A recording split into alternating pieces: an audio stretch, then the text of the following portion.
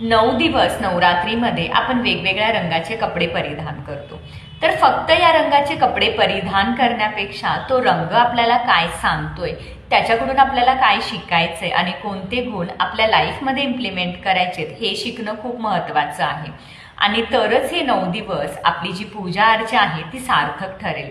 तर आजचा रंग आहे पांढरा। पांढरा रंग हे शांतता, शुद्धता, परिपूर्णता आणि साधेपणा याचं प्रतीक आहे।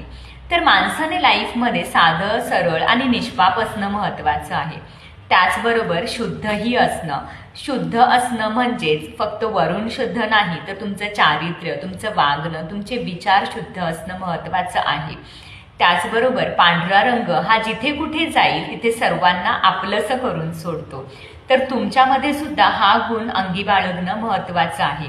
जिथे कुठे आपण जाऊ, ज्या वातावरणामध्ये आपण जाऊ, त्या वातावरणामध्ये परिपूर्ण होऊन किंवा त्या वातावरणामध्ये एकरूप होऊन सर्वांना आपल्यामध्ये सामावून घेणं हा गुण आपल्याला आयुष्यात नक्कीच पुढे घेऊन जातो।